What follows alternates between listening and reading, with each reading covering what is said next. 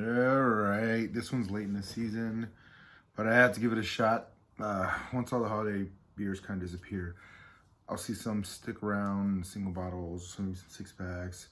Try and go back for some if I really enjoyed them, you know. Other ones, if they're new and I haven't had them, I gotta at least grab one. Got Jubilee by Dechutes. You'll see it right November, right before, December. So it's a festive winter ale, and luckily I haven't had it in a while. So I'm really kind of excited about this. When you do have too many in a row, it's weird because like brown beers aren't my favorite, but I love porters. I can always never get enough of porters.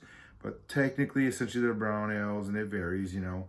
And then stouts differ from porters. Sometimes it's a yeast, sometimes it's just a blend, and then it's a body. Because I've had porters that are like remind me of stouts, and like I thought they were a stout, but they really weren't. And then brown ales can get so dark that it feels like a porter. So, in a nutshell, this is a festive, cozy up to a fire winter ale. Is what they're calling it. So it could be a brown ale, easy, more than likely during fall to winter. This is when you have tons of grain, trying to figure out what to do with it. You get as much of it to bake off and as much to brew, and you have just enough to hold you over for the winter time. It was essential. It's not essential anymore now. It's a style of beer. So just keep that in mind. Let's see how this goes. Got my 8th Wonder Haterade. I missed the Haterade season. Try to, but I guess I'm hating on them. But so yeah, you can see it's darker. This is more of a fall winter beer. It's definitely very simple, nothing complicated, I guess, but spice is what really drives it. So when you get to brown beers, this is where people split. You either enjoy the hops a lot or you enjoy just the maltiness. And so people that normally don't like the hops and stuff, they enjoy the malts. They love these beers. It's not that it's seasonal or anything, they enjoy it.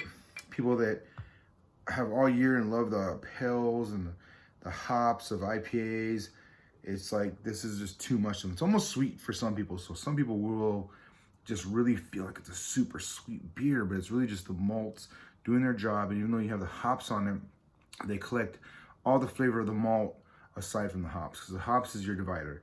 If you can taste only the hops, you will ignore everything else. If you don't really taste the hops, everything else is super prevalent. It's just gonna stand out, it's gonna hit you, and it's like, ooh. And it's weird because like as a kid, you know, sweets, they don't really destroy you. They're not good for you. But as far as flavor, your body's more able and willing to like really just enjoy it and hang out and have a good time. You can see kids, sugar is basically a natural drug, crazy as it is. So, you know, I did my best. But, so yeah, you get a very brown, deep, caramelly, malty focus. It's like there is cinnamon in there. There might be some nutmeg, I don't know, because the spices can vary. Usually, cinnamon, nutmeg, vanilla, those are the ones that are like hands down top 3. Cardamom, that's what I have to learn. I guess you can say vanilla cardamom because they're very handy, but when you get cardamom fresh and you toast it, you'll notice the big difference between it. But that's where it reminds me of that. Allspice, 5 spice. 5 spice is a blend of spices that would make plants. So like one of them was like celery root. It's crazy. So it's a seed that would become celery, but as a spice, you get the seed and you grind it, totally different. Coriander as a seed is what it really is, but coriander is basically cilantro. But when you get that and you toast it, I used to have toasted for P.F. Chang's. It's kind of Fruit Loopy. It's very interesting how it affects it. So one thing you have to know is that corporations know this. They utilize it in the food. They maximize it. And then you just see the end product. So you're now connected to the end product. And that's all you know. So it's really hard to really get back, basically reverse engineer into knowing all these spices. So I'm naming as many as I can. I'm really trying to expand it so you can expand yourself. But those are the ones that I can really understand. Yeah. Ooh, this one's super deep malty. The hops is bitter enough where it like punches you real quick and lets the rest of the malt flow over. And then you get none of the sweetness, but it's like toasty, campfire, savory, s'more, graham cracker, all the way. It's like licking cinnamon, not enjoying cinnamon, just licking and getting the tannic texture of it. but it's very festive and enjoyable. So out of all the holiday beers, this has been one that's like super savory. It might be also that it's so, obviously it's the new year, new time, there's something to know. So if you want to get beer during its season and you're like, I'm gonna hold up until later, this is true. So right now, as of today, hitting, nope, not there yet, still in February by one day. So yeah, tomorrow will be March. So December, so if you held it for 2 months, that extra residual, any extra sweetness could die off. It could not really die, but just fade and allow the other beautiful flavors to expand and be more present. There's a lot of knowledge in beer, and that's why I'm really trying to simplify it, but you have to understand, beer and salt and wine and liquor, gold and silver were the trades in the beginning. Furs, pelts, what do you want to call them? Like, these were the main things that we needed, and now we're in a society that's like not needed. So wine and liquor are really fighting to keep their beauty and their worth.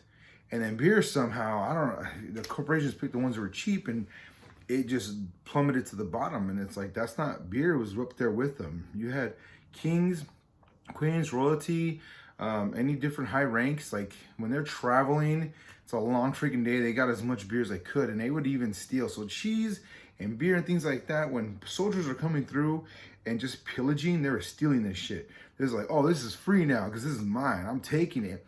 And then that became trade, because everybody's like, well, like, at least I have beer, I don't have liquor, I don't have wine, I got beer. Beer holds a very strong purchasability in those dire times. And when you get back to these quality beers, you're like, whew, this was something that somebody had to work really hard, save as much as a harvest, and then make trades with. This was something very important, and it shouldn't die off. It really is just important.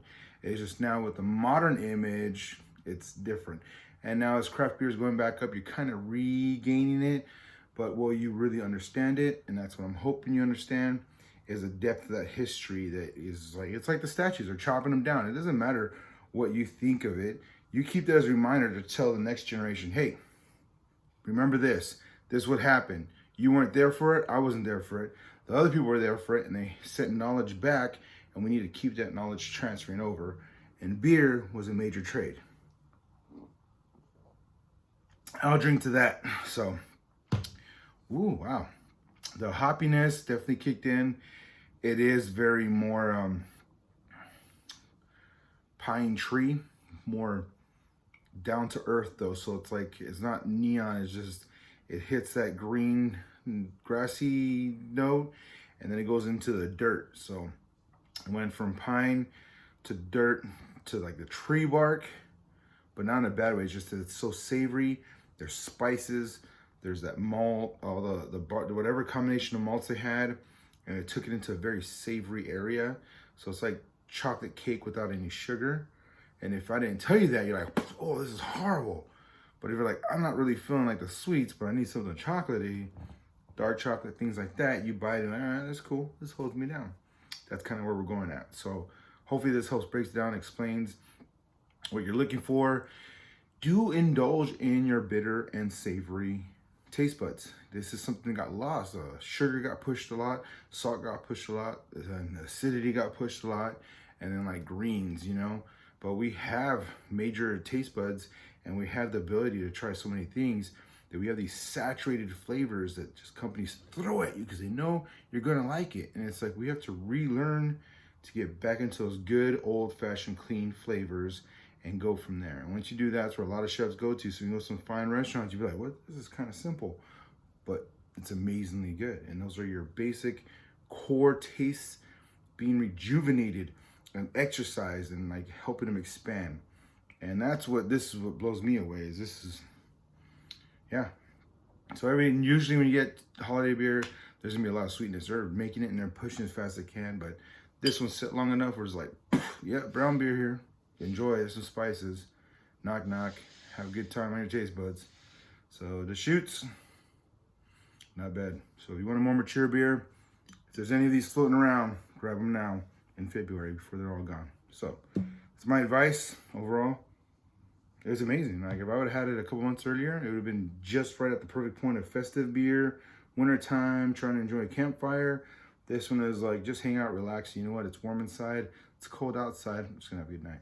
So hopefully this was knowledgeable and helps you enjoy in choosing this beer. If not, hey, move on to the next one. I got plenty of videos. Do like, share, and hopefully I'll see you soon. Have a good night.